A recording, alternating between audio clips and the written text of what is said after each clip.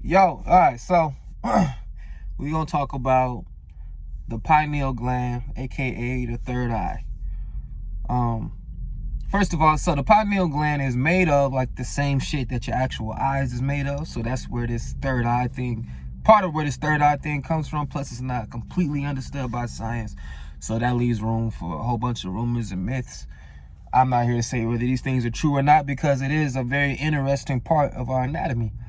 Okay, but a common mistake people do is they won't understand the difference between the pineal gland, the pituitary gland, and the hypothalamus, aka like they call that like the master gland, because that's what runs the whole shit. That's like arguably the most important part of that trinity.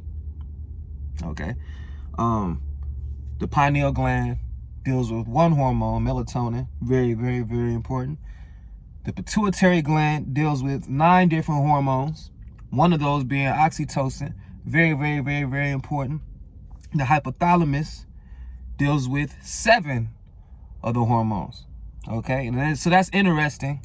I'm not like a numerology type dude, but it's interesting that the pituitary gland deals with 9, and 9 is a divine number, like divine 9 and things of that nature.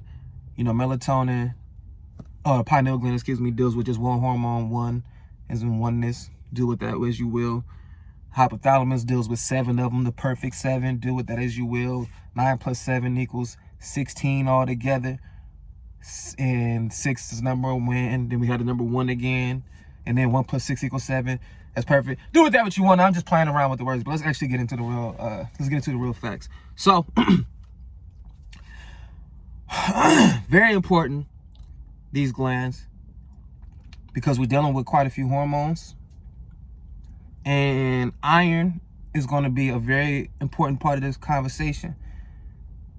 And here we are again talking about how important iron is, because we've talked about how important iron is as it deals with the law of attraction already, right?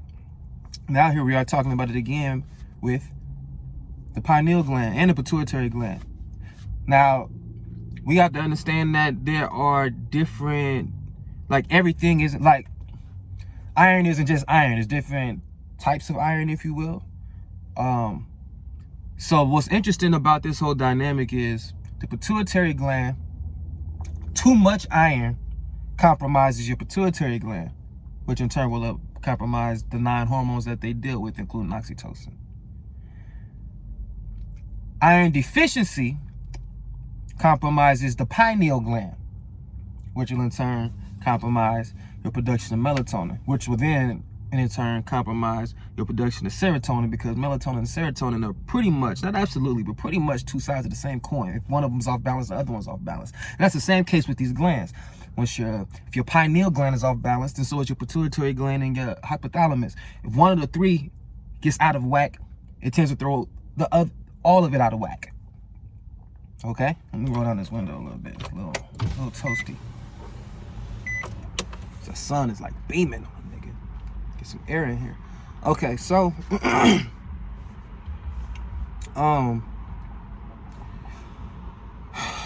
it's like, how can and that's the thing. It's common for the pituitary gland to have iron toxicity, like too much iron. That's a common thing. And the pineal gland not having enough iron is a common thing. And this is interesting, seeing as how they're pretty much damn near in the same spot.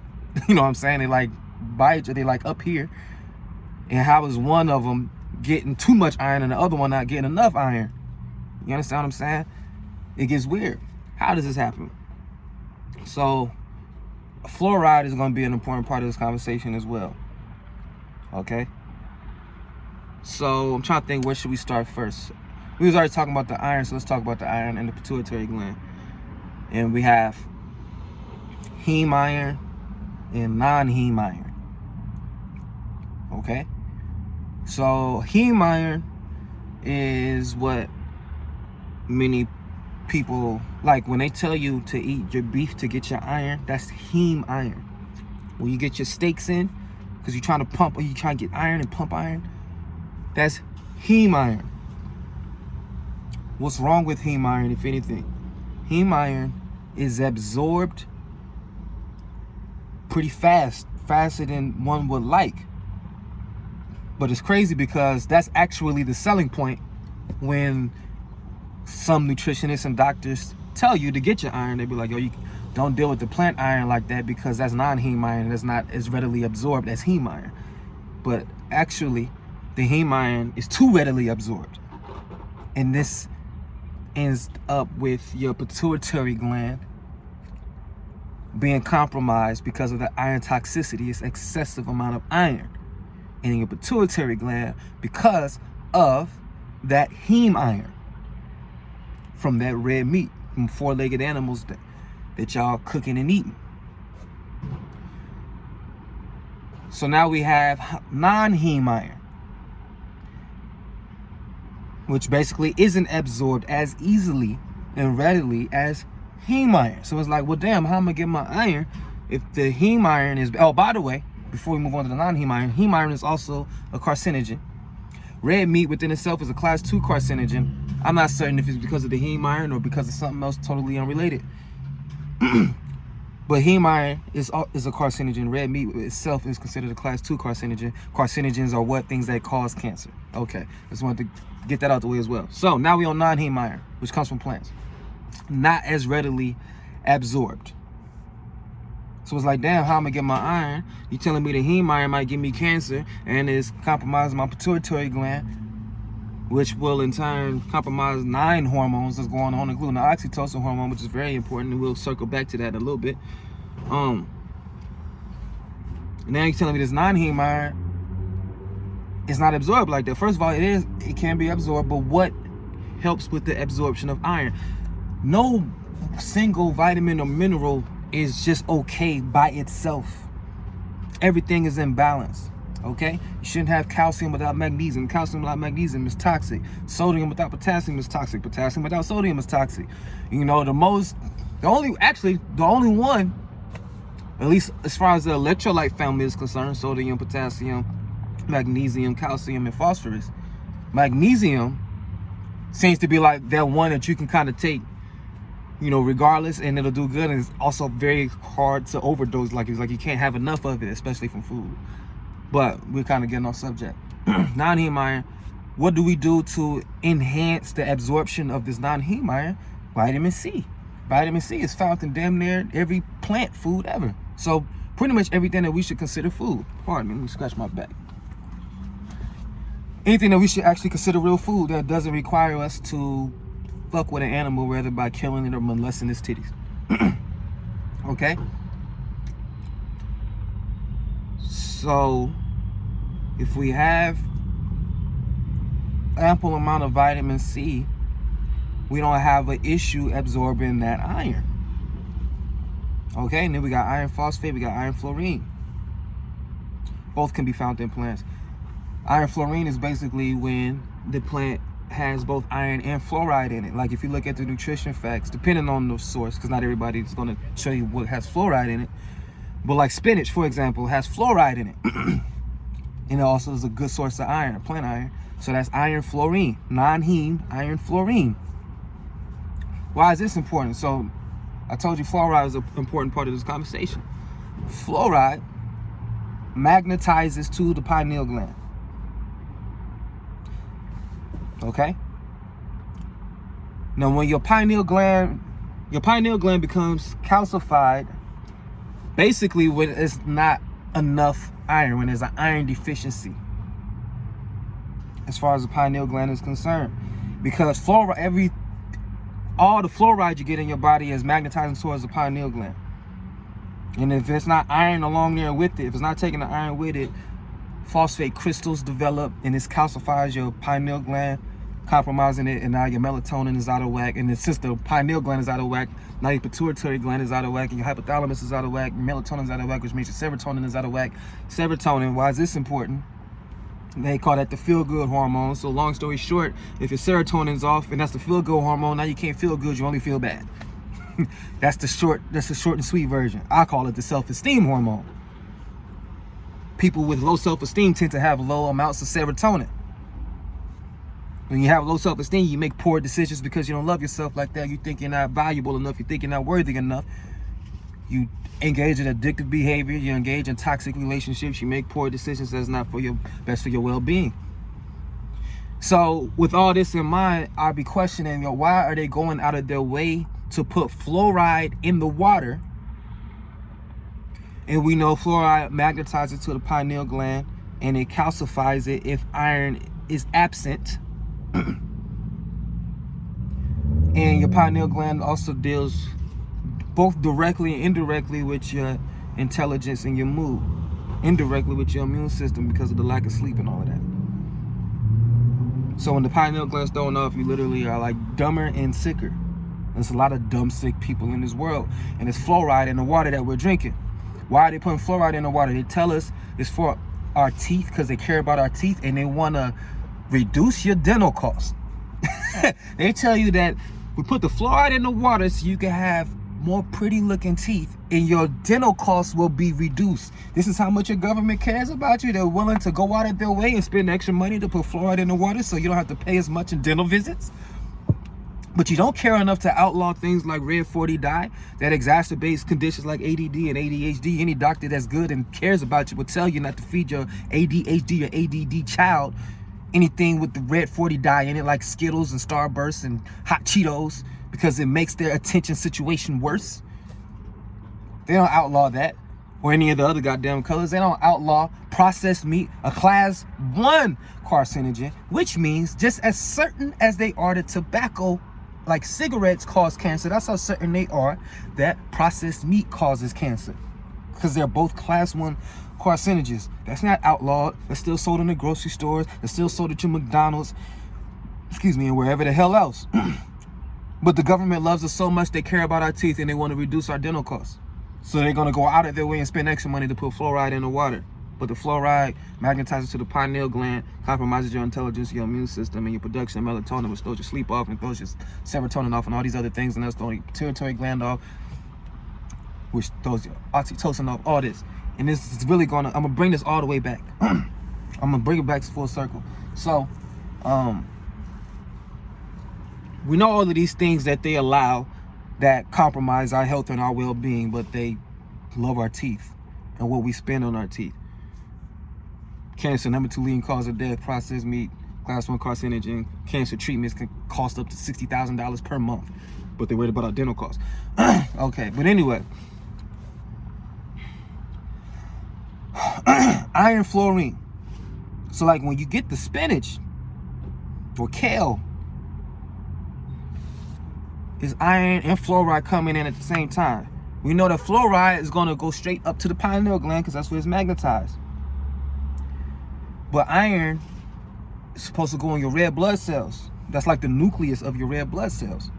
So that fluoride is going to take the red blood cells with the iron so it can travel up to your pineal gland, and I would decalcifies in your pineal gland to be electrically charged to do what it's supposed to do.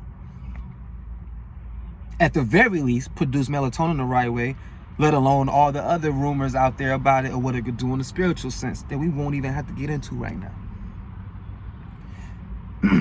And since that's the iron taking place, now that means we're taking less of that other iron that's just coming in, ramshacking, going crazy on the pituitary gland. So now those hormones could function correctly in peace, including oxytocin. Understand what I'm saying? Just off of that alone. Once again, we're understanding the importance of iron. Not just with the law of attraction, but our spiritual gifts, if they exist, so that the pineal gland, your third eye, could fucking see. Could do what it's supposed to do. Could do its functions properly. I'm trying to decide if I want to even go in on the pituitary gland part. Because I said I was going to bring it back. I said I was going to bring it around. So, once we established how to actually deal with the pineal gland, we're getting the right kind of iron from the right kind of food. That's why I say nutrition is deeper than just health. And we're not getting all of that heme iron from the beef that's compromising our pituitary gland, which is fucking up our oxytocin. Why is the oxytocin important? They call this the love hormone, the bonding hormone. Both the pineal gland and this oxytocin kind of work in tandem when it comes with a mother and a child and breastfeeding. Like oxytocin is how lactation, like how a mother lactates to feed their child. And it knows when to feed the child from the pineal gland. They speak to each other. The mother's pineal gland and the baby's pineal gland, they speak to each other like cyclops. It's like a light. But if it's calcified, then there's going to be miscommunication, and you know it's going to be off. And this is the same case when we go out in the world. The oxytocin, the loving hormone, the bonding hormone, when that's thrown off, causes a lot of issues. And who suffers from anemia, which is to say iron deficiency, and we know if they're deficient in iron, then their pineal gland is most likely compromised. And if their pineal gland is likely compromised, the other glands are, because when one's thrown off, the rest is thrown off. Who suffers from iron deficiency the most? The black woman. The black woman. They tell you that milk does your body good. Why are black women suffering from iron deficiency the most? They tell you milk does the body good. So how about black women drinking this milk? And the farmers is giving these cows different chemicals and antibiotics and this bovine growth hormone, which allows the cow to produce more milk so they can make more money off of it. So it causes these growths, these overgrowths. And this is consumed in the human body. And then we get prostate cancer, ovarian cancer, and in our black women, fibroids. What do these do, especially fibroids? Cancerous or not, they make your menstruation cycles heavier than they need to be, and this is a factor in the iron deficiency from the discharge of blood and all the red blood cells I was carrying the iron. So now we should know from that bit of information, we have to keep our women off of this dairy that's causing fibroids and causing iron deficiency, which is compromising their divine purpose and abilities as far as law of attraction and the intuition with the third eye and all of that. Is compromised because of that goddamn dirty cow. How about that? So we know when this happens, the pituitary gland is compromised as well, and the oxytocin is off. And that's terrible, because that's arguably the most important hormone when dealing with creating and facilitating life, communicating with their baby on an instinctive and intuitive level. But even as it goes with connecting with the outside world, when the oxytocin is off, due to a calcified pineal gland and a compromised pituitary gland from excessive iron, of heme iron, but not the right type of iron. How it's amazing how is iron doing too much to their pituitary gland, but yet they still deficient. Maybe it's because they wasn't getting the right iron to begin with, because there is iron in there. So now what's happening is this: the oxytocin is compromised because the iron fucking with the pituitary gland, and the pineal gland is off because it's iron deficient. So now it's going to be, oxytocin is compromising their ability to love and bond with other human beings. And it's not just their ability to love and bond with somebody. Actually, it's more so others around them ability to love and bond with them. The oxytocin deficiency, it doesn't put them in a position where they don't necessarily know how to love somebody or bond with them necessarily. Is more so that happens, but it's more so them receiving love. Like, they repel bonding just off of the energy. Let me give you an example of how oxytocin works, and this is an absolute fact. Let's say you were sitting here with me in person, and let's say, you know, I'm telling you whatever I'm telling you, you know, it's the truth or whatever, and you like, yo, I could relate to what he's saying, I dig what he's saying, I trust him. The moment you decide in your mind that you trust me, oxytocin is produced in my body, not yours. Even though you made the decision, it's produced in my body. So now the question becomes, how the fuck do my body know what's going on inside of your mind and your body to the point where it has an effect in mine, and it's even better for my health.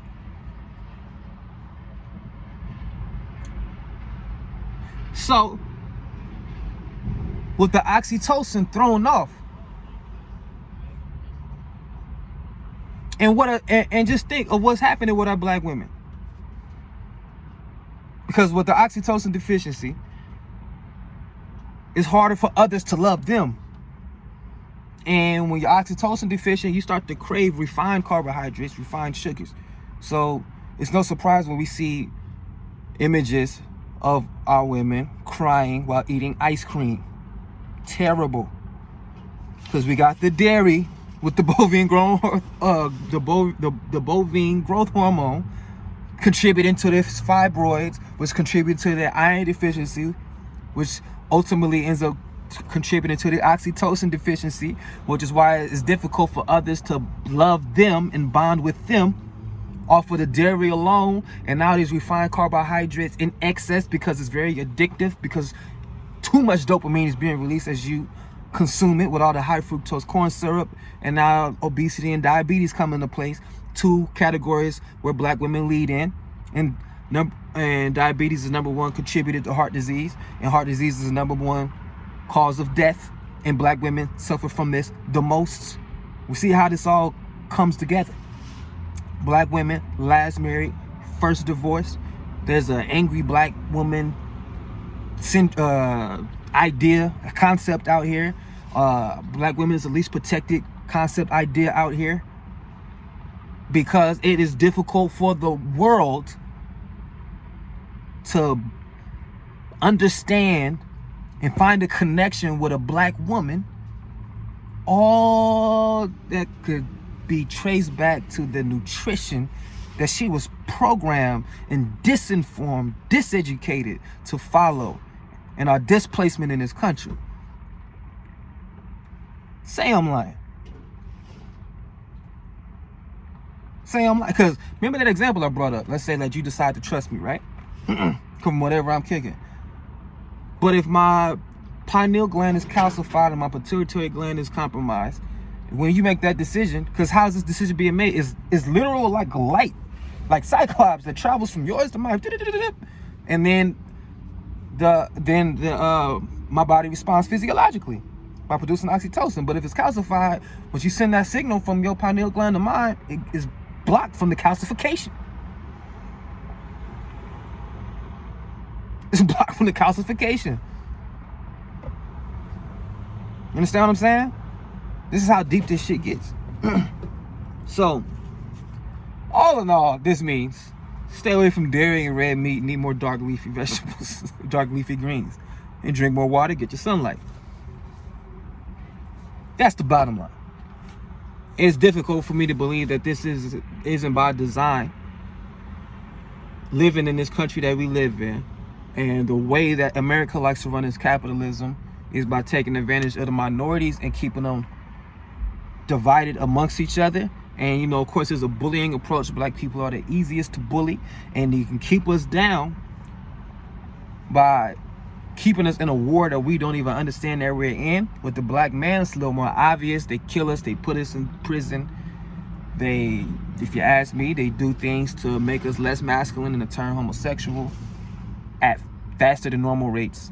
I'm not here to say anything's wrong with being a homosexual, but what I'm saying is, if everybody's homosexual, there's no room for reproduction, things of that nature. That's what I'm saying.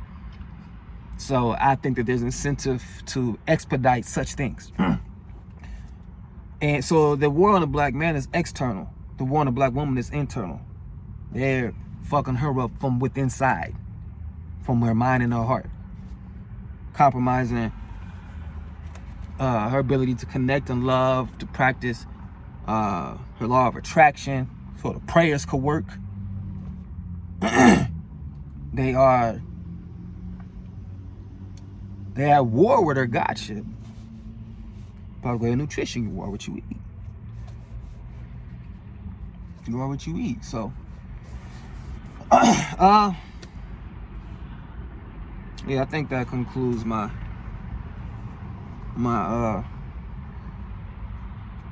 third eye, my bloodshot third eye lecture, we'll call it. We'll call it. But yeah, man. So yeah, that's that. Freedom over failure. Check y'all on the next one.